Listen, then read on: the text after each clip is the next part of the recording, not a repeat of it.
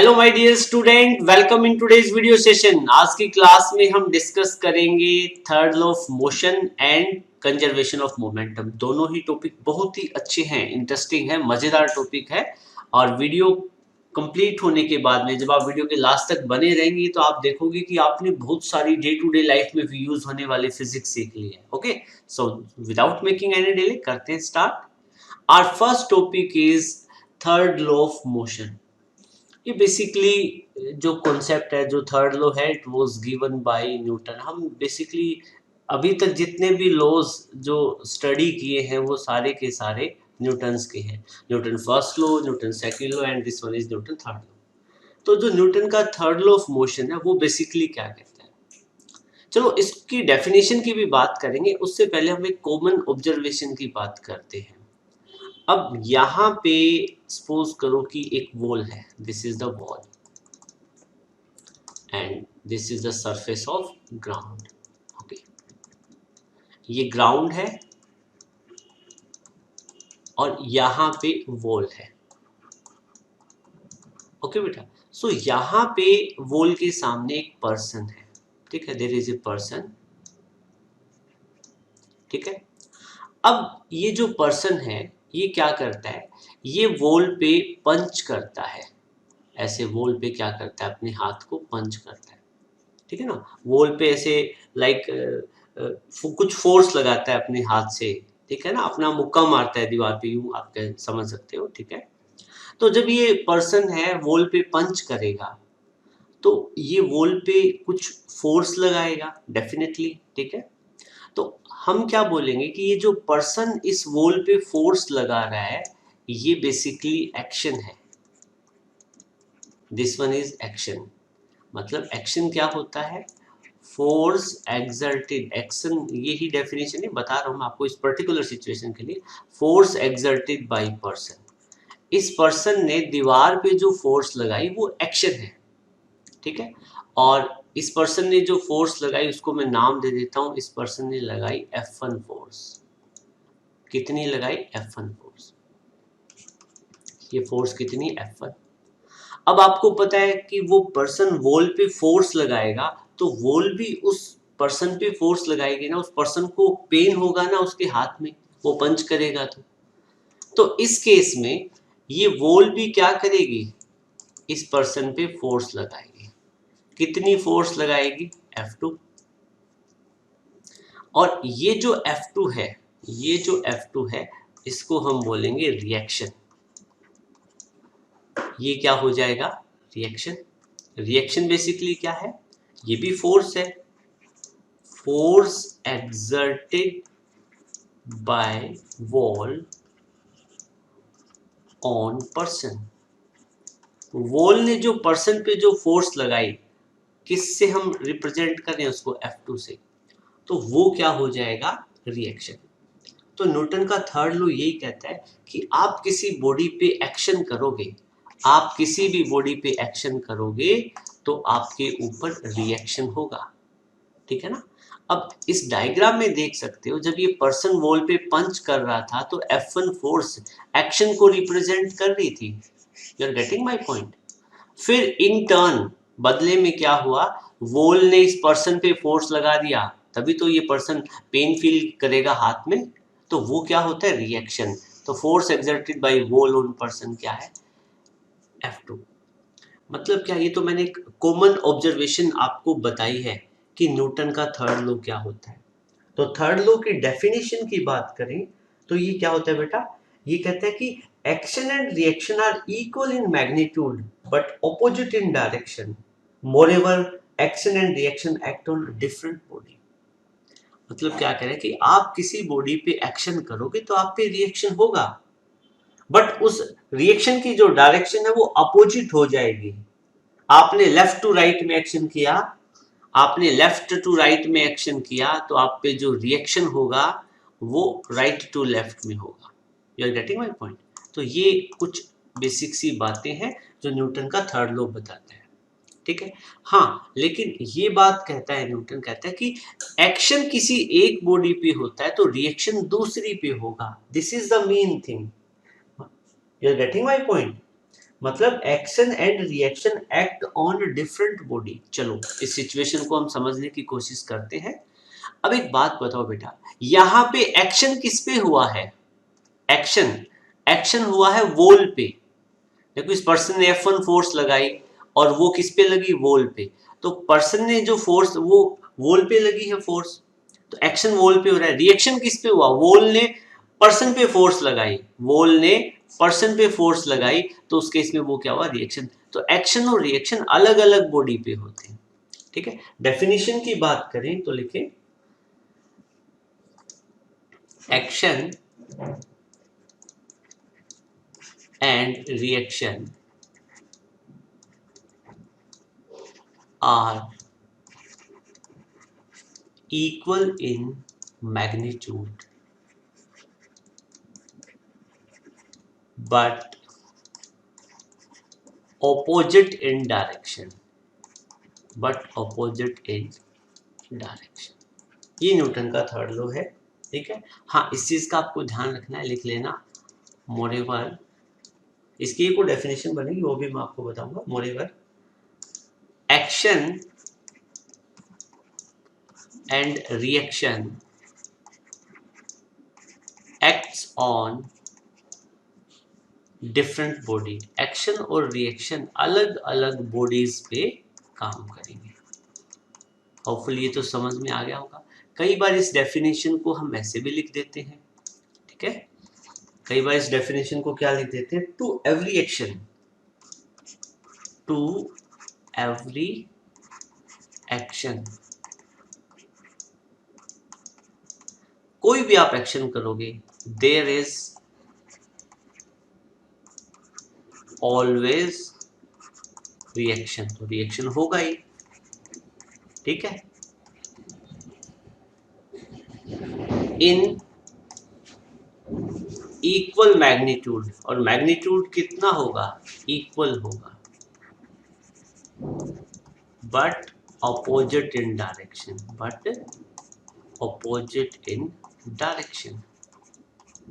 You are getting my point? ये क्या कह रहा है? To every action there is always reaction equal in magnitude but opposite in direction. इसका कहने का मतलब बस इतना ही है कि ये जो पर्सन है, हम इस पर्सन की बात कर रहे हैं, ये जो पर्सन है, सपोज कीजिएगा इस वॉल पे फोर्स लगा रहा है 15 न्यूटन के इस डायरेक्शन में, तो ये वॉल भी इस पर्सन पे जो फोर्स लगाएगी, जो रिएक्शन करेगी, वो 15 न्यूटन का होगा। You are getting my point? तो कह रहे हैं कि एक्शन और रिएक्शन का मैग्नीट्यूड इक्वल होता है बट डायरेक्शन अपोजिट। तो देखो पर्सन लगा रहा है लेफ्ट टू राइट डायरेक्शन में फोर्स, और एक्शन हो रहा है लेफ्ट टू राइट, और रिएक्शन हो रहा है राइट टू लेफ्ट। तो इन ये बेसिक सी बातें हैं, मुझे पता आप इनका ध्यान रखोगे। You are enough smart. चलो, तो अब इसके बाद में हम इसके कुछ एग्जाम्पल की बात करेंगे और आपको पूरा मजा आएगा इस टॉपिक को पढ़ने में, I am sure. So first of all हम बात करें example of Newton third law of motion की। ठीक है, तो क्या कह रहे हैं कि when A player kick football, कह रहे हैं कि कोई एक प्लेयर है वो फुटबॉल को किक करता है, तो फुटबॉल फॉरवर्ड डायरेक्शन में मूव करेगा and the foot of player move in backward direction. Very simple, तो आपने देखा ही होगा। ठीक है, कि सपोज कीजिएगा यहाँ पे कोई एक पर्सन है, ठीक है, और ये इस पर्सन का फिट बना दिया मैंने। ड्राइंग मेरी अच्छी नहीं है, आपकी अच्छी ड्राइंग है तो आप बना देना। ठीक है, और यहाँ पे एक फुटबॉल है, यहाँ पे एक फुटबॉल है। ठीक है, फुटबॉल देखो मैं अच्छा सा फुटबॉल बनाने की कोशिश कर सकता हूँ। ओके, ठीक है। अब इस केस में क्या होगा बेटा, ये जब पर्सन है, स्माइलिंग पर्सन है, ठीक है ना, स्माइल करेगा, ये किक करेगा फुटबॉल को। ये जो पर्सन है ये फुटबॉल को किक करेगा, तो इस डायरेक्शन में फोर्स लगाएगा ना, इस डायरेक्शन में कितनी फोर्स लगाएगा? F1। कितनी फोर्स लगाएगा? F1। अपने पैर से फुटबॉल को किक करेगा तो F1 फोर्स लगाएगा ये फुटबॉल पे। ये F1 क्या हो जाएगा? एक्शन। ठीक है, अब न्यूटन के थर्ड लॉ के अकॉर्डिंग रिएक्शन होना चाहिए। अब एक्शन किस पे हो रहा है? एक्शन हो रहा है ऑन फुटबॉल, एक्शन हो रहा है ऑन फुटबॉल। ठीक है, और एक्शन यहाँ पे क्या चीज है, एक्शन यहाँ पे है force exerted by man on football. जो मैन जो फुटबॉल पे जो फोर्स लगा रहे हैं वो एक्शन है, जिसको हमने F1 से दिखाया। और आपको पता है यहाँ पे फिर एक और सिचुएशन बनेगी। एक और सिचुएशन कौन सी बनी, ये जो फुटबॉल है ये इस पर्सन पे क्या करेगा, रिएक्शन करेगा as per Newton third law, ठीक है ना। ये जो फुटबॉल है, ये इस पर्सन पे एक फोर्स लगाएगा, ठीक है। मैं ऐसे दिखा देता हूँ नीचे की तरफ, ठीक है, ये फुटबॉल, ठीक है ना। फुटबॉल जो फोर्स लगाएगा वो कितनी लगाएगा, F2। अब फुटबॉल जो पर्सन पे फोर्स लगाया वो F2 है, वो क्या हो जाएगा, रिएक्शन। और रिएक्शन किस पे होगा, पर्सन पे। तो रिएक्शन किस पे होगा, ऑन पर्सन। इस सिचुएशन में पर्सन पे रिएक्शन होगा, और ये रिएक्शन क्या होगा, फोर्स एक्सर्टेड बाय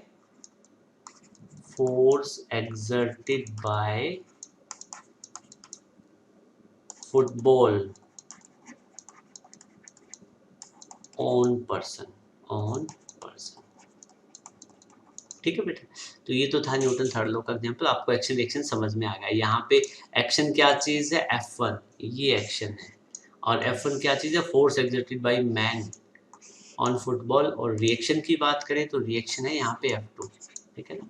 ऊपर थोड़ा कंजेस्टेड हो गया तो F2 फोर्स मैंने नीचे दिखा दी, लेकिन रियलिटी में हम बात करें तो F2 फोर्स ऐसे लगनी थी, F2, ओके। जो आपको ठीक लगे वो बना लेना। तो रिएक्शन किस पे होगा, पर्सन पे होगा। ये वो फोर्स है जो फुटबॉल लगा रहा है पर्सन पे, ठीक है। तो इसीलिए पर्सन का जो फुटबॉल प्लेयर का जो फुट है वो कहाँ मूव करेगा, बैकवर्ड डायरेक्शन में। फुटबॉल कहाँ मूव करेगा, फॉरवर्ड। अब हम बात करें, एक और हमारे पास एग्जांपल है। दिस इज द सर्फ, ये हमारे पास अर्थ है, ठीक है, और यहाँ पे ये बॉल है, दिस इज बॉल। अब एक बात बताओ बेटा, ये जो अर्थ है ये बॉल को अपनी तरफ अट्रैक्ट करेगी ड्यू टू ग्रेविटेशनल पुल लगा के, और अर्थ बॉल को अपनी तरफ नीचे की तरफ ग्रेविटी से F1 फोर्स से अपनी तरफ अट्रैक्ट करेगी, ठीक है। F1 क्या चीज है, it is the earth exert gravitational force F1 on ball. मतलब जो फोर्स अर्थ बॉल पे लगाएगी वो F1 है, ये वाला, ठीक है।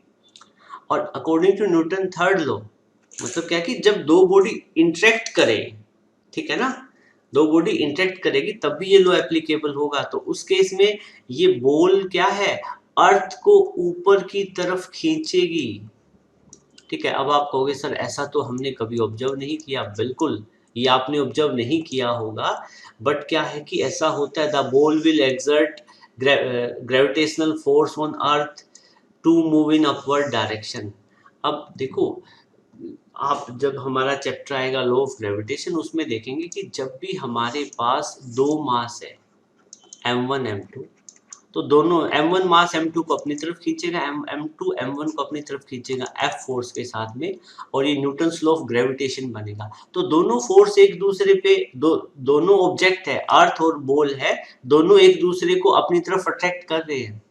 फिर आप क्या करते हो, आप बॉल का तो मोशन ऑब्जर्व कर लेते हो अर्थ की तरफ आते हुए, बट अर्थ का मोशन बॉल की तरफ ऊपर जाते हुए ऑब्जर्व नहीं कर पाते, क्योंकि अर्थ का साइज बहुत बड़ा है। अर्थ का साइज क्या है, बहुत बड़ा है, इसलिए हम ये अर्थ का मोशन क्या ऑब्जर्व नहीं कर सकते। तो आप ये लिख लेना, upward acceleration of earth is not noticed because the mass of earth is very very large, और उसके कारण एक्सेलरेशन क्या हो जाती है, कम, ठीक है। और इस पर्टिकुलर सिचुएशन के लिए बात करें तो हमारा एक्शन, अर्थ बॉल पे एक्शन कर रही है कितना, F1, ये आप लिख लेना पूरा F1 यहाँ पे क्या होता है, ठीक है। और रिएक्शन की बात करें तो रिएक्शन क्या हो रहा है, F2, रिएक्शन क्या हो रहा है, F2। और F2 वो फोर्स है जो बॉल अर्थ को ऊपर की तरफ जिस फोर्स के साथ खींच रही है। इसके बाद हम बात करें तो ball rebound after striking the surface of earth, ये तो कॉमन सा एग्जांपल है। सपोज कीजिएगा कि आपके पास एक बॉल थी यहाँ पे, ठीक है, ये कोई बॉल है, तो आपने देखा होगा ये बॉल जैसे ही ग्राउंड, ये बॉल जैसे ही अर्थ के सरफेस पे आती है, जैसे ये बॉल अर्थ के सरफेस पे आई, ठीक है, बॉल कहाँ पे आ रही है, नीचे की तरफ, ठीक है, तो उस केस में जैसे ये बॉल अर्थ के सरफेस पे आएगी, ग्राउंड पे आएगी, दिस इज द सरफेस, ठीक है, तो ये सरफेस पे क्या लगाएगी, डाउनवर्ड डायरेक्शन में फोर्स लगाएगी ना, F1 फोर्स लगाएगी, ठीक है, और ये क्या चीज होगा, ये एक्शन होगा, क्या चीज होगा, एक्शन। यहाँ पे एक्शन क्या चीज है, F1, और F1 क्या चीज है, force on surface of earth, force on surface of earth by ball, ball ने कितना फोर्स लगाया, ठीक है, और फिर आपको पता है ग्राउंड भी क्या करेगा, ग्राउंड क्या करेगा, बॉल पे फोर्स लगाएगा ना, कहाँ लगाएगा, अपवर्ड डायरेक्शन में, जहां एक्शन होगा वहां रिएक्शन भी होगा, तो रिएक्शन यहाँ पे हो रहा है F2, रिएक्शन कितना हो रहा है F2, तो F2 यहाँ पे बन जाएगा रिएक्शन, तो F2 ये रिएक्शन कितना होगा, F2 ये क्या चीज होगी, force on ball exerted by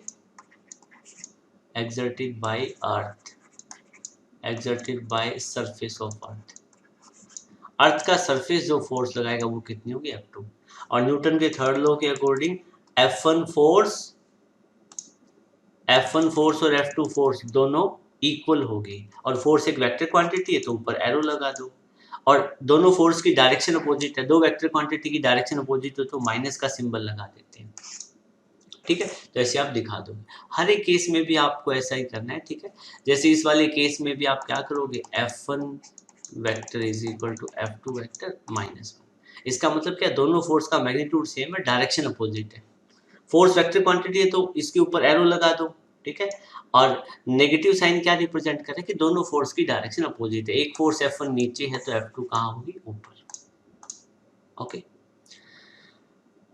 और सिमिलरली ऐसा ही यहाँ पे इस वाले केस में भी कर लो कि F1 force is equal to F2 force, दोनों फोर्स का मैग्नीट्यूड तो सेम है लेकिन डायरेक्शन अपोजिट है, ठीक है, चलो जी, आप ऐसा लिख सकते हो न्यूटन के थर्ड लॉ के अकॉर्डिंग।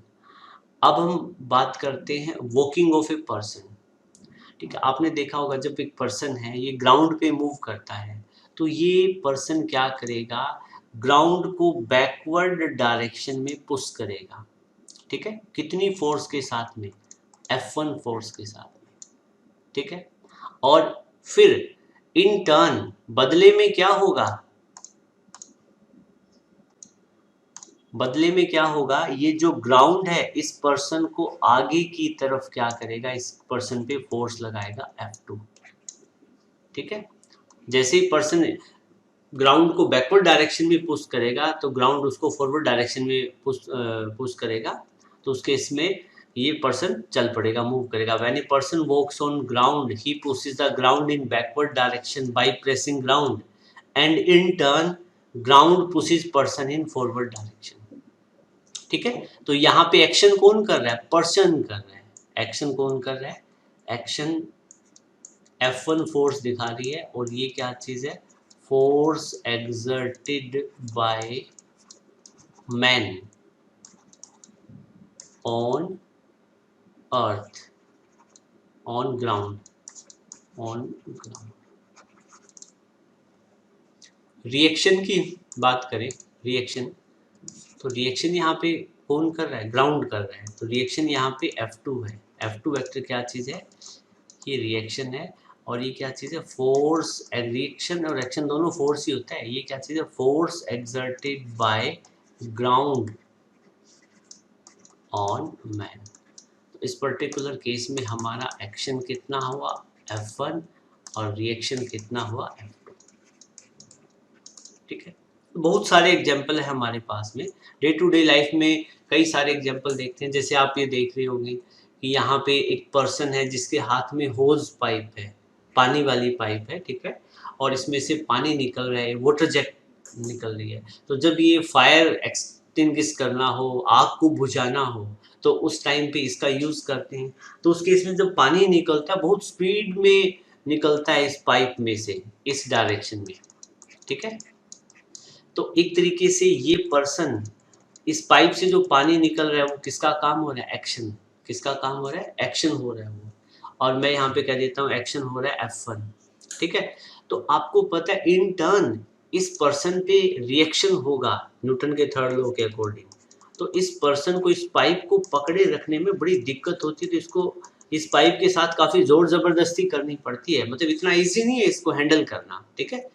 तो ये आपसे पूछा जाता है, लिखो आपसे क्वेश्चन पूछा जाता है कि a fireman has to make great struggle to hold hose pipe to throw stream of water to extinguish fire. तो ऐसा क्यों करते हैं, ठीक है।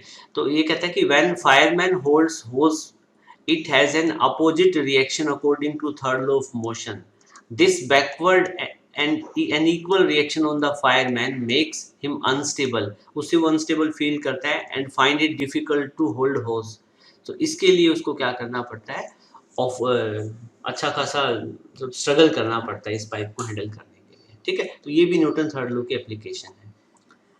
ओके, फिर इसमें और भी कई सारी एप्लीकेशन बन जाती है। स्विमर वाला केस है, जैसे ये यहाँ पे वाटर है, ठीक है, और सपोज करो यहाँ पे कोई स्विमर है, ठीक है, ये स्विमर है, तो ये स्विमर क्या करता है, ये वाटर को तो बैकवर्ड डायरेक्शन में पुश करेगा, ठीक है ना, और वाटर उसको क्या करेगा, पर्सन को फॉरवर्ड डायरेक्शन में, वाटर उस पर्सन को क्या करेगा, फॉरवर्ड डायरेक्शन में पुश करेगा।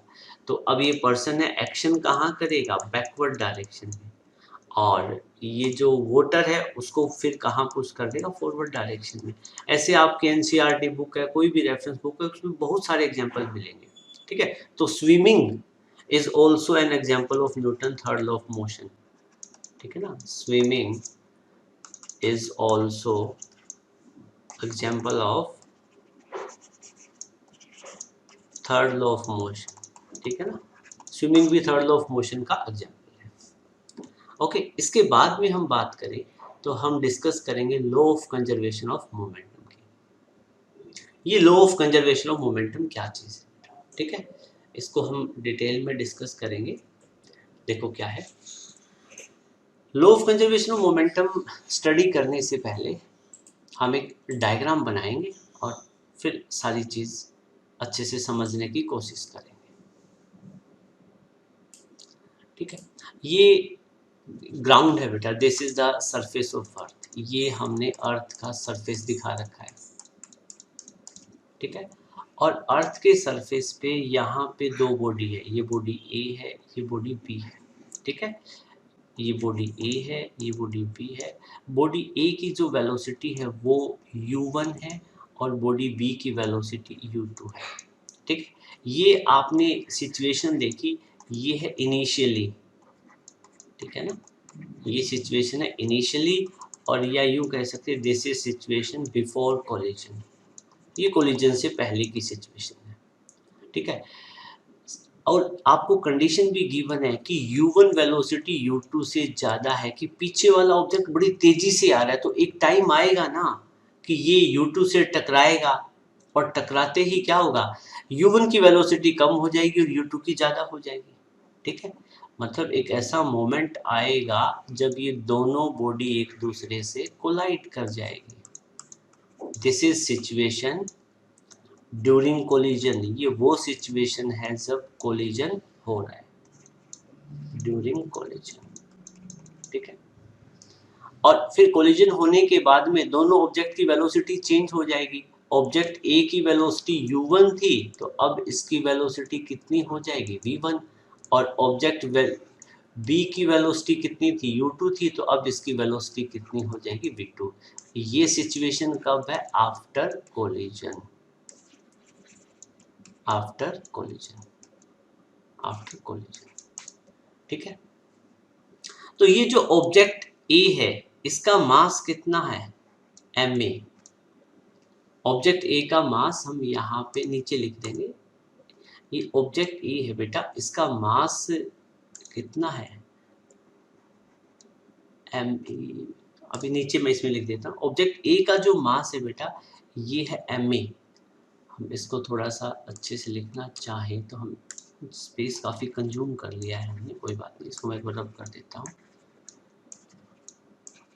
ये जो आपके ऑब्जेक्ट है, ऑब्जेक्ट आपका ए है, ये ऑब्जेक्ट बी था, ये इनका कोलिजन हुआ, ये कोलिजन के बाद वाली सिचुएशन है। जो ऑब्जेक्ट ए है ना बेटा, इसका मास है m1 और ऑब्जेक्ट बी का मास है m2, ठीक है। तो इनके मास m1 m2 लिख दो, m1 m2। ओके बेटा, अब मैंने आपका टाइम सेव करने के लिए लिख दिया है m1 क्या है, m2 क्या है, ठीक है, u1 u2 v1 v2।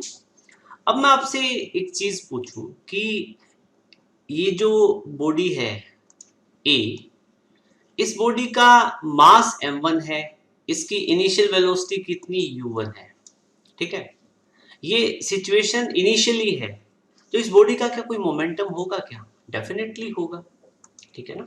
कितना मोमेंटम होगा? मोमेंटम, लीनियर मोमेंटम क्या होता है? मास इनटू वेलोसिटी का प्रोडक्ट होता है। तो मैं आपसे ये पूछूं कि initial linear momentum, initial linear momentum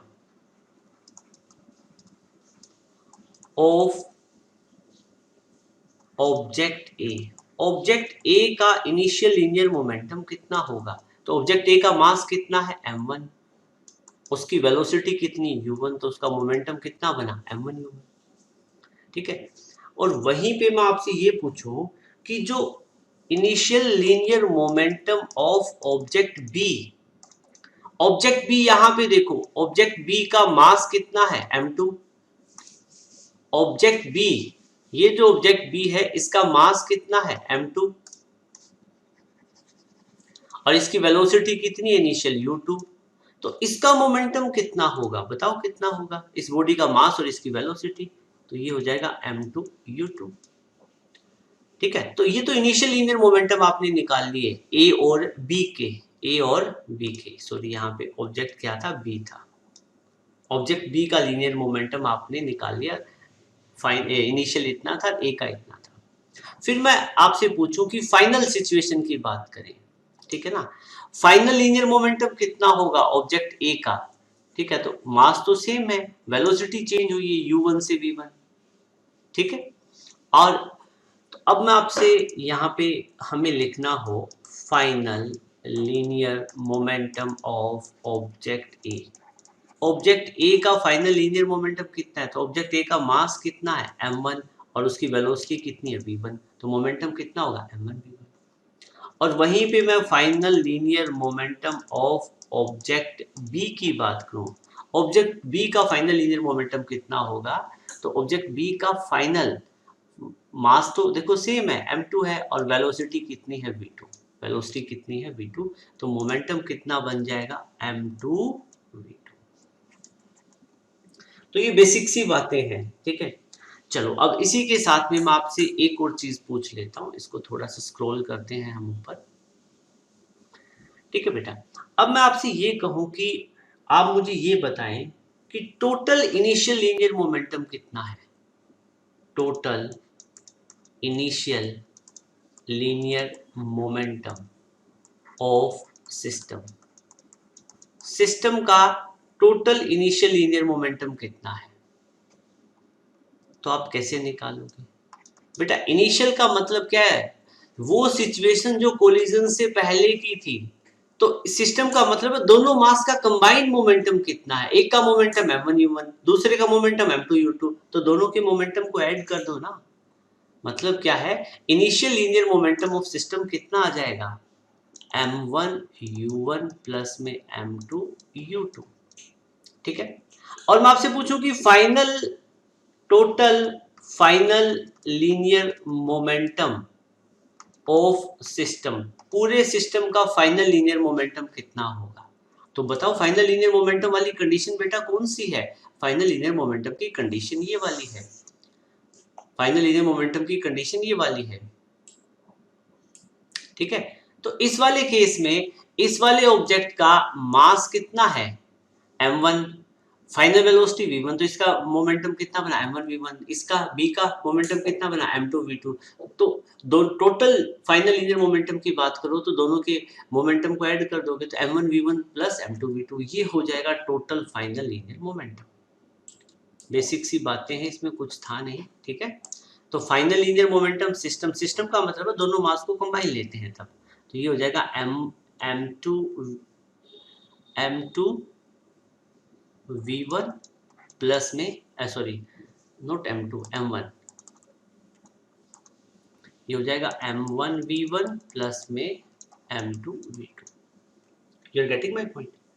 तो ये तो था बेटा, हमने लीनियर मोमेंटम स्टडी कर लिया। देखो बेटा, अब मैं इस सिचुएशन में पूछूं, इस सिस्टम का ये रेड कलर में जो आपको दिख, ग्रीन कलर में आप देख रहे हो ये सिस्टम है, ठीक है। तो ये सिस्टम है बिफोर कोलिजन, और रेड कलर में जो आप सिचुएशन देख रहे हो ये है सिस्टम आफ्टर कोलिजन।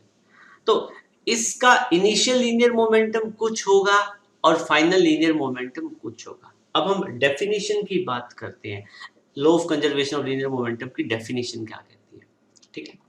डेफिनेशन इसीलिए मैंने सिचुएशन बताई ताकि आपको समझ में आ जाए कि ये होता क्या इनिशियल और फाइनल लीनियर मोमेंटम। तो इसकी डेफिनेशन आप अब देखो बेटा, वीडियो मैंने टाइम सेव करने के लिए थोड़ा सा डेफिनेशन लिख दी है। देखो क्या कह रहा है कि definition law of conservation of momentum की कहता है कि total momentum of A system और एन ऑब्जेक्ट रिमेन कांस्टेंट। कह रहा है कि कोई भी आपके पास सिस्टम है या ऑब्जेक्ट है उसका मोमेंटम कांस्टेंट रहेगा कब, if no external unbalanced force acting on it, जब उस बॉडी पे कोई भी एक्सटर्नल अनबैलेंस फोर्स एक्ट नहीं करती है तो उस बॉडी का मोमेंटम क्या है, कांस्टेंट रहेगा, ठीक है।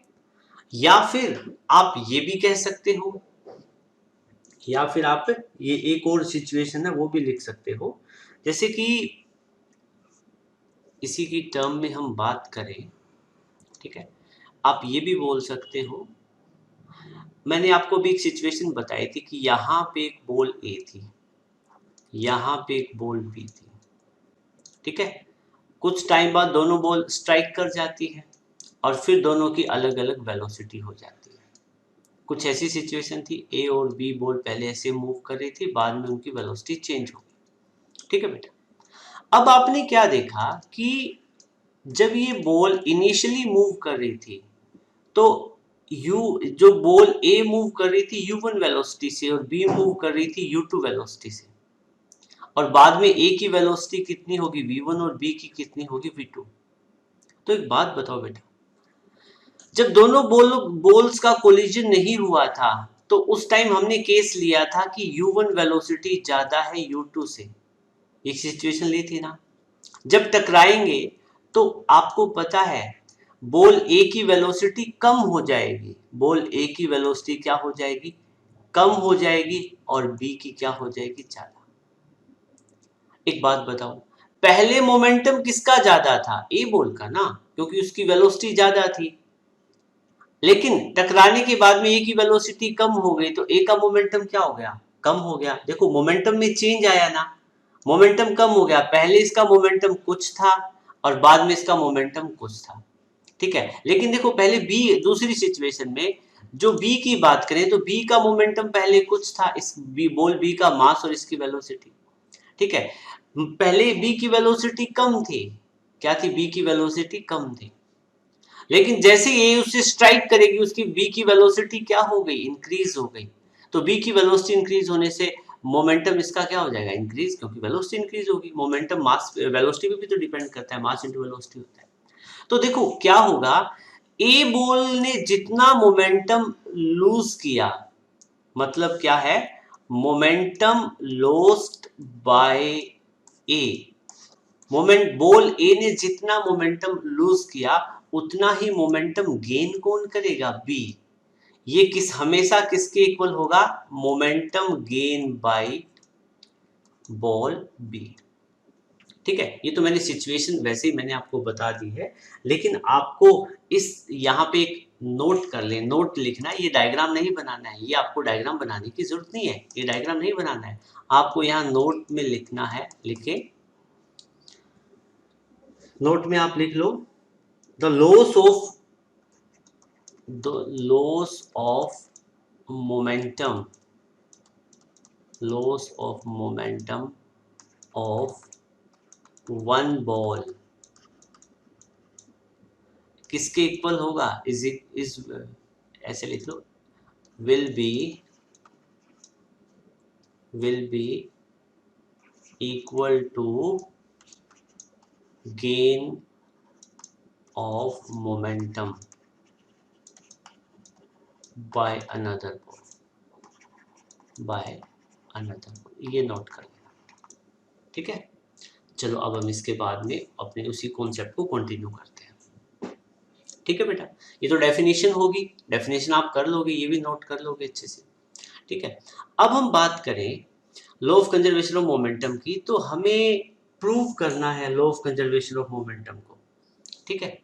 तो अब हम इसी ये जो डायग्राम हमने जो बनाए थे इन्हीं को हम स्टडी करेंगे। देखो, जब इनिशियल सिचुएशन थी उस टाइम पे टाइम कितना रहा होगा?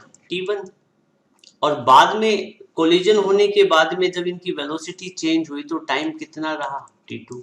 तो टाइम चेंज कितना हुआ? t2 माइनस t1, ठीक है। चलो अब एक बात बताओ बेटा, आप ये बताओ कि मैं आपसे पूछूं कि rate of change of momentum of A क्या है, ठीक है ना। इसी डेरिवेशन को हम कंटिन्यू कर रहे हैं। मैं आपसे पूछ रहा हूं कि rate of change of momentum of A, ball A का मोमेंटम कितना चेंज हुआ या चेंज होने की उसकी रेट क्या है? तो रेट ये निकालने के लिए आप क्या करोगे? आप चेंज इन मोमेंटम को डिवाइड कर दोगे चेंज इन टाइम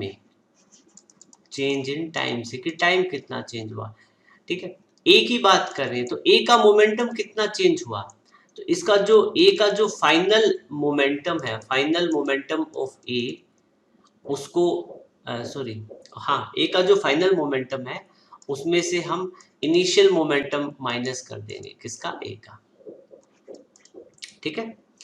तो अब आप क्या करोगे, और अपोन में क्या है? फाइनल टाइम माइनस में इनिशियल टाइम, हम ए की बात कर रहे हैं तो ए का फाइनल मोमेंटम क्या था? यहाँ पे आ जाओ इस डायग्राम में, ठीक है। ए का फाइनल मोमेंटम देखो, जो ग्रीन कलर से मैं सर्कल कर रहा हूँ ये है m1v1, तो मोमेंटम कितना बना? m1v1। और इनिशियल मोमेंटम ए का कितना था?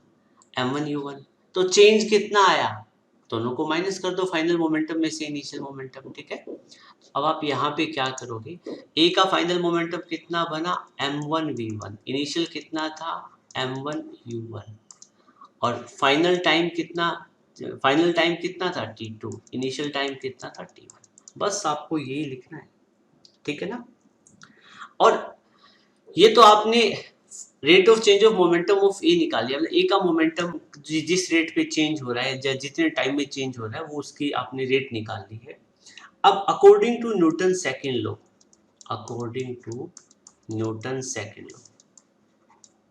न्यूटन सेकंड लॉ आपको क्या कहता है बेटा? न्यूटन सेकंड लॉ क्या कहता है? वो कहता है कि फोर्स किसके इक्वल होता है? Rate of change of momentum. Force किसके इक्वल होता है? Rate of change of momentum. अब सर ये फोर्स कहां पे आ गई? डायग्राम में आ जाओ, ठीक है बेटा। जब इन दोनों का कोलिजन हुआ तो ए ने बी पे फोर्स का किस डायरेक्शन में लगाया? इस डायरेक्शन में फोर्स लगाया ए ने बी पे, और बी ने ए पे फोर्स कहां लगाया? अब उसकी अपोजिट डायरेक्शन में, ठीक है। मैं कह रहा हूं ए बी पे जो फोर्स लगा रहा है वो कितनी लगा रहा है? एफ लगा रहा है, और बी जो ए पे फोर्स लगा रहा है वो कितनी लगा रहा है? माइनस एफ, क्योंकि न्यूटन थर्ड लॉ के अकॉर्डिंग जब इनका कोलिजन होगा एक्शन रिएक्शन तो होगा ही होगा ना, दोनों एक दूसरे पे इक्वल फोर्स लगाएंगे। क्या आप मेरी बात समझ रहे हो? ठीक है। तो क्या कह रहे हैं कि हम यहाँ पे अब क्या करेंगे, मैं आपसे पूछूं कि फोर्स एक्टिंग ऑन ए पे कितनी फोर्स लग रही है? फोर्स एक्टिंग ऑन ए वो किसके इक्वल होगी? Rate of change of momentum of A. मतलब ए का जितना मोमेंटम चेंज हुआ उतनी ही ए पे फोर्स लगेगी। और इस सिचुएशन में यहाँ पे देखो ए पे कितनी फोर्स लग रही है, ए पे जो फोर्स लग रही है मैं उसको हाईलाइट कर रहा हूँ येलो कलर से, कितनी लगी माइनस एफ, कितनी लगी बेटा माइनस एफ। तो यहाँ पे ए पे जो फोर्स लगी वो लगी माइनस एफ। और rate of change of momentum of A अभी ऊपर निकाल ही रखा है, कितना लिखा है सामने ऊपर स्क्रीन पे दिख रहा है टॉप पे, m1v1 माइनस m1u1 अपॉन में t2 माइनस t1। ठीक है, ये हमारे पास बन गई बेटा इक्वेशन 1। ठीक है, अब आप एक काम करो, इसको इक्वेशन 1 लिखने की इसका एक स्टेप और कर दो। ठीक है, दोनों को मैं माइनस से मल्टीप्लाई कर दूं। ठीक है, on multiplying both side by minus, तो एफ और एफ ये क्या हो, एफ तो फोर्स तो प्लस का हो जाएगा और ये कितना हो जाएगा, ये m1u1 प्लस का हो जाएगा और m1v1 माइनस का हो जाएगा, अपॉन में हो जाएगा t2 माइनस t1। ठीक है ना, ये अपना फाइनल रिजल्ट आ जाएगा। फाइनल रिजल्ट नहीं, ये आ गया आपका फोर्स, मतलब आपने न्यूटन सेकंड लॉ लगा के फोर्स कैलकुलेट कर ली जो ए पे एक्ट कर रही है। ठीक है, अब सिमिलरली आप ये निकालो rate of change of momentum of A B कितना होगा, rate of change of momentum of B कितना होगा। ठीक है, मैं वीडियो को पॉज करके डायरेक्ट लिखूंगा। इसके बाद में हम क्या करेंगे, चेंज इन मोमेंटम निकालेंगे बी का, मैंने ऑलरेडी अभी कर दिया है। ठीक है, अभी करके रख दिया है, यहाँ पे हमने ये निकाला है rate of change of momentum of B. तो आप क्या करोगे, बी का मोमेंटम निकालोगे तो क्या करोगे, change in momentum of B निकालोगे और चेंज इन टाइम कर दोगे, इससे रेट आ जाएगी टाइम के रिस्पेक्ट में। ठीक है, तो जैसे पहले में एक ही केस में किया वही स्टेप है same, final momentum of B minus initial momentum of B upon में final time minus initial time.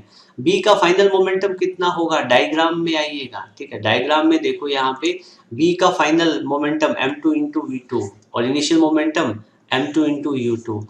Change कैसे आएगा, फाइनल मोमेंटम में से इनिशियल माइनस कर दो, टाइम पहले कितना था t1, बाद में कितना बना t2। ठीक है ना, तो ऐसे आप कर दोगे।